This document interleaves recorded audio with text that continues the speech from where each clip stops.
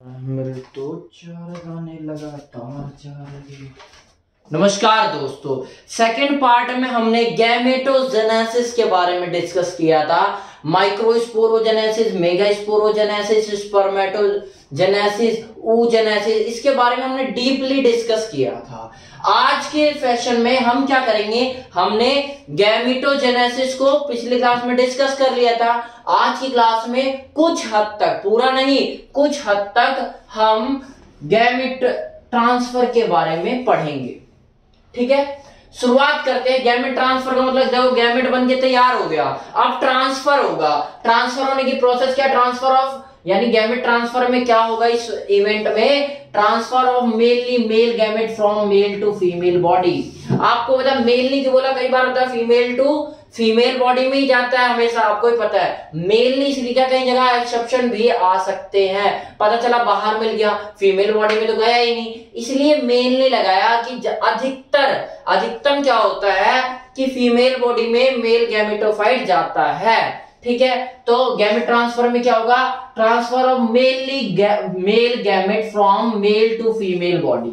ठीक है, अब मेल टू फीमेल बॉडी, अब इसके भी दो केसेस होंगे, एक प्लांट में देख लेते हैं, एक एनिमल में। एनिमल में मेल से फीमेल बॉडी में कैसे जाता है, और प्लांट में। तो एनिमल का थोड़ा सिंपल है, इसलिए मैं एनिमल का पहले पढ़ा दे रहा हूं। उसके बाद प्लांट के बारे में इस लेक्चर के बाद भी डिस्कस करेंगे हम, काफी बड़ा है, लेकिन कंफ्यूजन नहीं होने दूंगा, बस ध्यान से देखते रहना आप लोग। अच्छा, एनिमल के बारे में पढ़ते हैं। इन एनिमल्स कैसे होगा भाई, एनिमल में आपको साफ साफ पता है, it is done by the process of coming together. ये डन होता है, गैमेट ट्रांसफर कैसे होता है, जब क्लोज आते हैं, कमिंग टुगेदर, जब साथ आते हैं दो लोग, या फिर physical contact between male and female. Physical contact होता है मेल और फीमेल के बेस पे, दैट इज हम कहते हैं जिसे नॉर्मल भाषा में सेक्स करना। ठीक है, तो उसी को सेक्स बोल सकते हैं, या क्वाइटस, या मेटिंग, या कॉपुलेशन, या फिर सेक्सुअल इंटरकोर्स। जब सेक्सुअल इंटरकोर्स होता है, सेक्स होता है, तो मेल गैमेट फीमेल गैमेट में उसी टाइम ट्रांसफर होता है। तो ये सिंपल सी प्रोसेस है एनिमल में। At the end of the process, जब ये प्रोसेस का, यानी सेक्स या कोइटस या मेटिंग या कॉपुलेशन या इंटरकोर्स, कुछ भी नाम बोल सकते हो, इस प्रोसेस का जब एंड होता है तो उस टाइम पे ये गैमेट ट्रांसफर हो जाता है। At the end of this process, in process के एंड होने पे गैमेट ट्रांसफर हो जाता है। ठीक है, अच्छा, एक छोटी सी क्वेरी है। आपको एनिमल के बारे में तो मेरे को बताना नहीं पड़ेगा, आप लोग खुद ही समझदार हो इतने।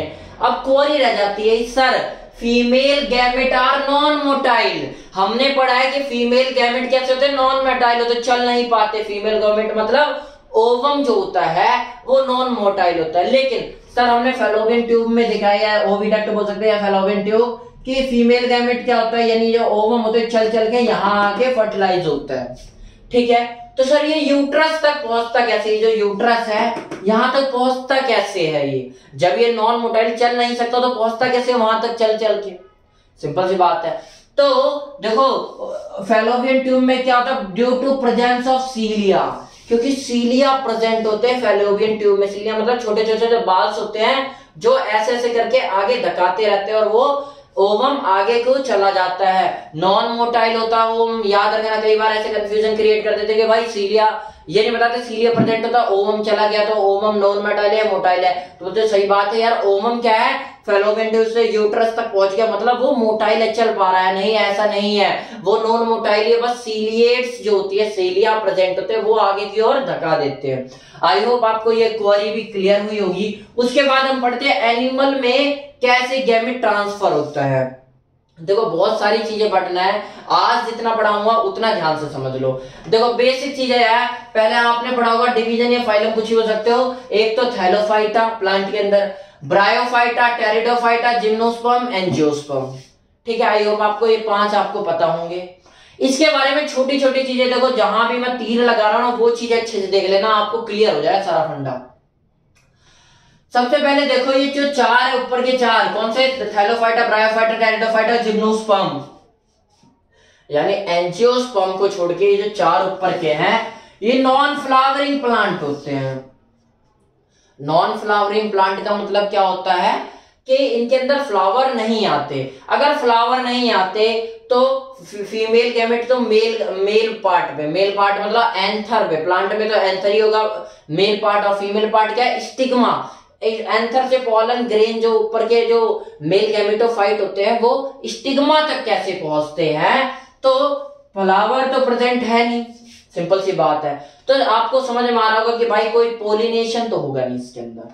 सो no food present because no attraction. आपको ही पता है कि फूड क्यों प्रेजेंट होता है, नेक्टर जो प्रेजेंट होता है यानी रिवॉर्ड जो प्रेजेंट होता है किसी फ्लावर पे, फल फ्रूट क्यों प्रेजेंट होता है, ताकि भाई इनके पास तो फ्लावर है ही नहीं, फ्लावर है नहीं तो वो फूड क्यों रखेगा भाई, खाना क्यों रखेगा, क्योंकि कोई फ्लावर पे ही तो आगे जो भी कीट पतंग वो बैठेंगे और फिर पॉलिनेशन करने दूसरी जगह जाएंगे, फ्लावर है ही नहीं तो कोई फूड प्रेजेंट रहेगा, फूड को हम नेक्टर ही बोल देते हैं, प्रेजेंट नहीं होगा। सो नो अट्रैक्शन, कोई अट्रैक्शन की जरूरत नहीं है।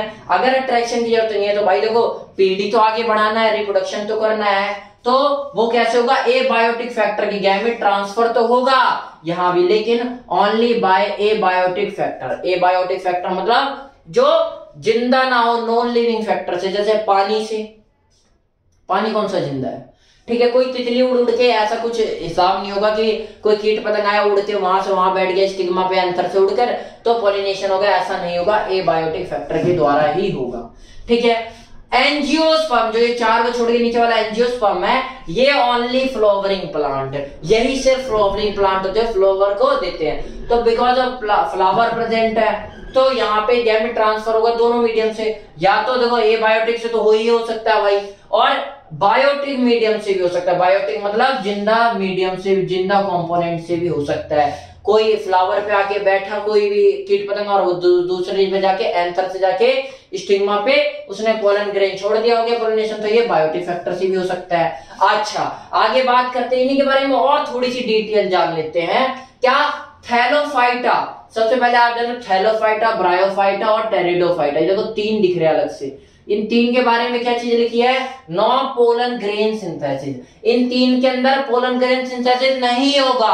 अगर पोलन ग्रेन सिंथेसिस नहीं होगा तो गैमेट ट्रांसफर तो करना ही है, पीढ़ी आगे बढ़ानी है, तो कैसे होगा, वाटर ओनली, बाय वाटर के अंदर ही, ये लगभग ये जो पेड़ पौधे होते हैं वाटर के पास प्रेजेंट होते हैं, तो सिर्फ वाटर के द्वारा ही ये क्या कर पाते हैं, गैमेट ट्रांसफर कर पाते हैं। अच्छा इसके अलावा ये देखो 4 और 5 के बारे में क्या लिखा, pollen grain synthesis, pollen grain बनता है तो यहाँ पर 4 और 5 में क्या होगा, because of presence of pollen grain, pollen grain बन रहा है तो पोलन सिंथेसिस हो रहा है यानी प्रेजेंट है, तो पॉलिनेशन बाय एयर और विंड दोनों के द्वारा हो सकता है, लिविंग के द्वारा भी एंड लिविंग के द्वारा भी हो सकता है।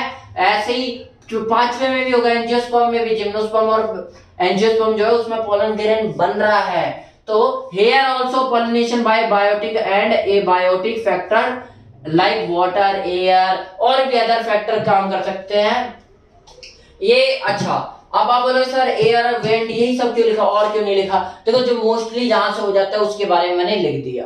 अच्छा आगे बढ़ते हैं हम, आगे एक चीज और याद रखना, छोटी छोटी चीजें हैं कि ये जो देखो दूसरा ब्रायोफाइटा, देखो ब्रायोफाइटा और थैलोफाइटा इन दोनों के ऊपर तीर लगा हुआ है, इसके बारे में क्या है, all are homosporous, all are सारे होमोस्पोरस होते हैं। अब आप बोलोगे सर होमोस्पोरस क्या होते हैं, मैं अभी आपको डिटेल में बताऊंगा क्या होते हैं, थोड़ी सी डिटेल में, इतना डीप जाएंगे कि हमें कॉन्सेप्ट समझ में आ जाए, बस हमें फालतू की चीजें नहीं रटना कि हमने सब रट के चलेगा और सारी खिचड़ी पक गई।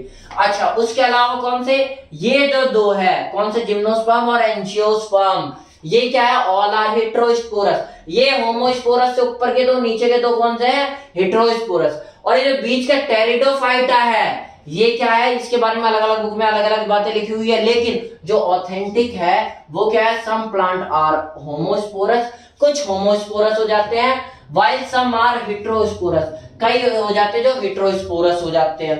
अब होमोस्पोरस हेटेरोस्पोरस का मतलब समझ जाओ, होमो का मतलब आप समझते हो सेम, हेटेरो का मतलब अलग, तो बस ऐसी बात है जहां पे सेम या वन टाइप के स्पोर प्रेजेंट होंगे उसे होमोस्पोरस बोलेंगे, और जहां पे अलग अलग टाइप के स्पोर प्रेजेंट होंगे उसे हेटेरोस्पोरस बोलेंगे। होमोस्पोरस क्या होगा, पढ़ लो बस छोटी छोटी बात, होमोस्पोरस है ओनली वन या same type of spore present, ठीक है, small and equal in size, क्योंकि कोई जब तो नहीं है, दूसरा कोई है ही नहीं बाहर का, होमोस्पोरस में है सेम टाइप के क्या बन रहे हैं, स्पोर बन रहे हैं, तो बाहर वाले से लेना ही नहीं है, तो मतलब बाइसेक्सुअल ये अपने में ही क्रिया कर लेगा। तो बाइसेक्सुअल गैमेटोफाइट कैसे होंगे, बाइसेक्सुअल होंगे। जैसे एग्जांपल क्लमोस, क्लमोस एक एग्जांपल है, छोटा सा याद रखना तो रख लेना, नहीं तो कोई जरूरत नहीं है, इसीलिए मैंने बोला कि जरूरत नहीं है याद रखने की। हेट्रोस्पोरस, हेट्रोस्पोरस में क्या है, टू और डिफरेंट टाइप, हेट्रो का मतलब ही समझेगा डिफरेंट टाइप के, तो अलग अलग टाइप के स्पोर बनेंगे। एक तो माइक्रोस्पोर बनेगा जो मेल गैमेटोफाइट के लिए होगा, और फीमेल गैमेटोफाइट के लिए मेगा स्पोर बनेंगे। माइक्रोस्पोर छोटा होगा, मेगा स्पोर बड़ा होगा, क्योंकि भाई मेगा स्पोर में आगे भी प्रोसेस ले जाना है। बस माइक्रोस्पोर का काम क्या है, गैमेट ट्रांसफर कर दो, कहां पे, स्टिग्मा पे कर दो। मेगा स्पोर में बड़ा होगा क्योंकि वहां पे काम भी ज्यादा है, ठीक है। तो यहाँ पे क्या है, दोनों टाइप के, तो कैसे होंगे, अगर दोनों अलग अलग टाइप के हैं तो यानी ये क्या है, यूनिसेक्सुअल है, दोनों की जरूरत पड़ेगी इस प्रोसेस में। एग्जाम्पल क्या है, सल्वेनिया, ठीक है। आई होप आपका आज का लेक्चर आपको समझ में आया हो, अगर ना समझ में आया हो तो दोबारा देख लेना, लेकिन इंपॉर्टेंट है। यहाँ पे मैंने क्या किया है, कोशिश किया है मैक्सिमम 3 पेज के कवर को मैंने एक में ही कवर कर दिया। ऐसे ये जो एग्जाम्पल बना के ना, ये तीर बना के, तो इन एरो को आप लोग प्लीज ध्यान से देख लेना, आगे भी आपके ये सारे काम आएंगे। आई होप आपकी आज की क्लास समझ में आई होगी। नमस्कार।